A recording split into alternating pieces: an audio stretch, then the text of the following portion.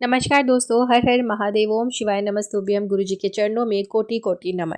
2025 में मकर संक्रांति किस दिन है, इसलिए कि कई बार कंफ्यूजन हो जाती है कि 15 जनवरी को भी पड़ती है और वैसे हमेशा हमारे हिंदू कैलेंडर में 14 जनवरी को ही मकर संक्रांति दिखाई जाती है। तो मकर संक्रांति का जो पर्व है वो 2025 में 14 जनवरी को ही है। मकर संक्रांति किस लिए महत्वपूर्ण होती है आप जानते हैं, और क्यों हम उसी दिन का विशेष महत्व रखते हैं? इसलिए कि जिस दिन सूर्य जब गोचर में अपना राशि परिवर्तन करते हैं और वो मकर राशि में जाते हैं, उसी ही बोलते हैं मकर संक्रांति। इसलिए कि सूर्य का राशि परिवर्तन वाला दिन ही होता है संक्रांति का दिन, और वो जब जब जिस राशि में प्रवेश करते हैं उसे ही उस राशि से जोड़कर उस संक्रांति का नाम रखा जाता है। तो सूर्य देव जब भी मकर राशि में प्रवेश करते हैं उसे मकर संक्रांति कहा जाता है, और सभी संक्रांतियों में मकर संक्रांति बहुत ज़्यादा खास और विशेष महत्वपूर्ण स्थान रखती है। जानते हैं ऐसा क्या है? इसलिए कि जब सूर्य उत्तरायण होते हैं तो बहुत ही ज़्यादा शुभ माना जाता है। और आपको एक चीज़ ये भी बता दूं कि मकर राशि जो है वो शनिदेव की राशि है, और सूर्य शनिदेव के पिता हैं। पिता का प्रवेश जब अपने पुत्र के घर में होता है तो ये जो मिलन होता है, इसमें आपको शनि और सूर्य दोनों की विशेष रूप से पूजा अर्चना करनी चाहिए, जिससे कि आपके जीवन में चल रही किसी भी प्रकार की परेशानियां या समस्याएं हो वो दूर हो सकें। तो ये बहुत ही ज़्यादा बड़ी संक्रांति होती है जिसे हम मकर संक्रांति कहते हैं, और ये बहुत बड़ा पर्व भी होता है। नए साल में आने वाला सबसे पहला ये पर्व, ये दान पुण्य के लिए बहुत विशेष माना जाता है, और इस दिन किए गए कुछ खास विशेष उपाय आपके जीवन में चल रही कई सारी समस्याओं से आपको निजात भी दिलाता है, मगर उपाय बहुत ही सही तरीके से अगर किया जाए। तो 2025 में जिस दिन सूर्य मकर राशि में प्रवेश करेंगे वो 14 जनवरी को ही करेंगे, और सुबह वो 3:29 के आसपास वो प्रवेश कर जाएंगे। और जो हमारे दान पुण्य स्नान का और यज्ञ का हवन का जो समय रहेगा वो रहेगा 3:30 बजे सुबह ब्रह्म मुहूर्त से लेकर दोपहर के 2:30 बजे तक। ये जो समय काल है ये पुण्य काल कहा जाता है, और इस पुण्य काल में कुछ विशेष उपाय किए जाएं, कुछ विशेष प्रकार से हवन यज्ञ किए जाएं, और दान पुण्य जितने अच्छे से किया जाए उसके हमें कई सारे पुण्य फल प्राप्त होते हैं। तो इस दिन आप गंगा जी में स्नान करें, संभव हो सके, और नहीं संभव है तो आप अपने घर में ही गंगा स्नान कर सकते हैं। आप नहाने वाले जल में गंगा जल की कुछ बूंदें और काला तिल मिलाना बिल्कुल मत भूलें, और फिर इस तरह से स्नान करें और सूर्य देव को अर्घ्य जरूर दें। आपके जीवन में चल रही किसी भी प्रकार की जो भी समस्या चल रही है वो सारी दूर अवश्य होती है। और आपको बता दूं कि इस साल हमारे प्रयागराज में कुंभ का मेला लग रहा है, बहुत ही बड़ा महाकुंभ का मेला, इसलिए कि त्रिवेणी में स्नान करके आप अपने जीवन की समस्त कष्टों को, अपने पापों को गंगा मैया में स्नान करके धो सकते हैं। ये जो महाकुंभ का मेला होता है बहुत ही ज़्यादा पवित्र होता है। अगर संभव हो सके, अगर आप स्नान कर सके तो कुंभ में जाके स्नान भी अवश्य कीजिए, और ना कर सके ना तो अपने घर में बैठे बिठाए भी आप कुंभ स्नान कर सकते हैं। आपको गोमूत्र चाहिए, थोड़ा सा गोमूत्र रोज सुबह अपने नहाने वाले जल में मिलाएं, गंगा जल मिलाएं और काला तिल मिला के, 3 चीज़ मिला के आप कुंभ स्नान का आनंद अपने घर में ही ले सकते हैं। अब हम विशेष उपाय की बात करेंगे जो गुरुजी ने अपनी कथा में बताया कि मकर संक्रांति के दिन हमें क्या उपाय करने चाहिए। चलिए बढ़ते हैं आगे अपने उपाय की तरफ जो गुरुजी ने अपनी कथा में बताया, वहां से सुनकर आपको बताने का पूरा प्रयास करूंगी। अगर आपको समझ ना आए तो आप कमेंट्स बॉक्स में कमेंट्स करके भी पूछ सकते हैं, और कमेंट्स में हर हर महादेव जरूर लिखिएगा। और जो भी मेरे भाई बहन मेरी वीडियो को, मेरी आवाज़ को पहली बार देख रहे हैं, सुन रहे हैं, वीडियो को लाइक ज़रूर कर दें, चैनल को सब्सक्राइब करें। और ओम शिवाय नमस्तुभ्यम आप सभी को, और आप सभी को मकर संक्रांति की हार्दिक शुभकामनाएं।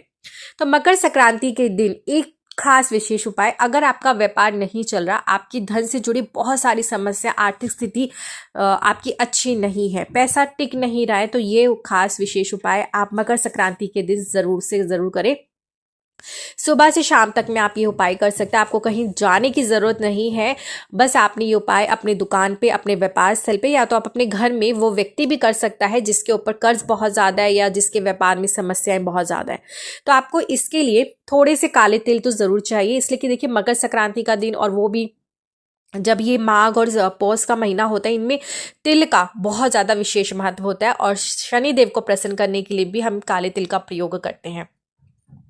तो थोड़े से काले तिल ले लीजिए आप, और आपको चाहिए इसके अंदर 5 वृक्ष की पत्तियां। अब 5 वृक्ष कौन कौन से होंगे? सबसे पहले बेलपत्र का एक पत्ता ले लीजिए, एक शमी पत्र ले लीजिए, दूसरा आपको आंवले का पत्ता चाहिए, तीसरा पीपल का पत्ता लेंगे, चौथा, और पांचवा आपको बरगद का पत्ता चाहिए। ये पांचों वृक्ष के एक एक पत्ते आपको लेने हैं।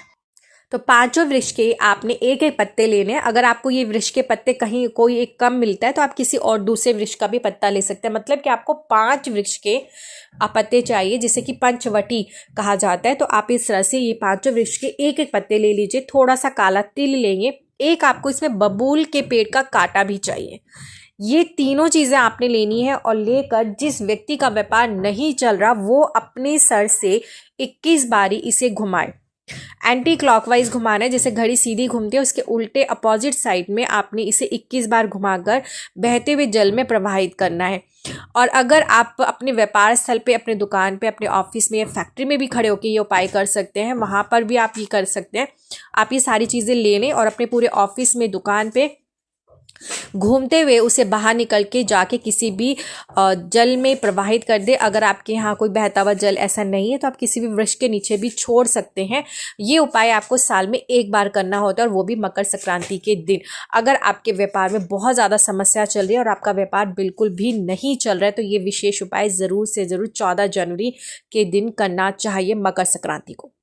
अब दूसरा विशेष उपाय, जैसे पहले हमने बहुत देखा भी है और गुरुजी ने भी बताया कि जब हमारी दादी नानी या इस तरह से तिल के लड्डू, देखिए मकर संक्रांति पे तिल और गुड़ का बहुत विशेष महत्व होता है। इसका दान पुण्य करना भी बहुत ही ज़्यादा आपको पुण्य फल की प्राप्ति कराता है।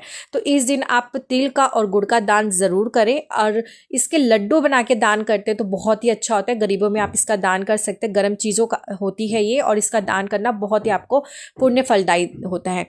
तो हमने देखा है कि हमारे जो दादी नानी जैसे लड्डू पहले बनाते थे कि लड्डू के बीच में सिक्के रख देते थे, कोई सा भी सिक्का रख के, और फिर वो बच्चों को देते थे, तो खाते भी थे और हमें पैसा भी मिलता था। इसी तरह से ये गुरुजी द्वारा बताया गया एक विशेष उपाय, जब आपके घर में कष्ट, बीमारी, रोग बहुत ज़्यादा, पैसा टिक नहीं रहा और आप चाहते हैं कि माँ लक्ष्मी की विशेष कृपा आपको प्राप्त हो, तो इस दिन आप 14 लड्डू इस तरह से बनाएं। देखिए एक तो आपको बनाना ही बनाना है, और कोशिश कीजिए कि अगर आप 14 लड्डू ऐसे ही बनाएं जिसमें आपने सिक्के डालें। सिक्के देखिए आप 1 का, 2 का, 5 का, 10 का, कोई सा भी सिक्का डाल सकते हैं। तिल और गुड़ को भून के अच्छे से आपने इसका लड्डू बनाया और उसके बीच में एक एक सिक्का आप डालते जाए। इस तरह से 14 लड्डू बनाने। ये लड्डू आपने घर में नहीं रखने, ये लड्डू ले जाकर आपने किसी को, गरीबों को दान करना है, और उसमें से एक लड्डू आपने महादेव को अपनी मनोकामना बोलते हुए इस तरह से प्रज्वलित करना है। तो ये एक लड्डू आपकी किस्मत में धन को लेकर आएगा, माँ लक्ष्मी की विशेष कृपा आपके ऊपर बनेगी। तो एक लड्डू तो ज़रूर से ज़रूर महादेव को अर्पण करें, और साथ में बाकी के लड्डू आप गरीबों में बांट दें। तो इस तरह से मकर संक्रांति के दिन ये 2 विशेष उपाय करके अपने जीवन में खुशियाँ ला सकते हैं, महादेव की विशेष कृपा प्राप्त कर सकते हैं। तो वीडियो अच्छी लगे तो प्लीज़ ज़्यादा से ज़्यादा शेयर करें अपने मित्रों तक, अपने रिश्तेदारों तक, और महादेव की विशेष कृपा प्राप्त करें। कमेंट्स बॉक्स में हर हर महादेव जरूर लिखें। आप सभी को ओम शिवाय नमस्तुभ्यम।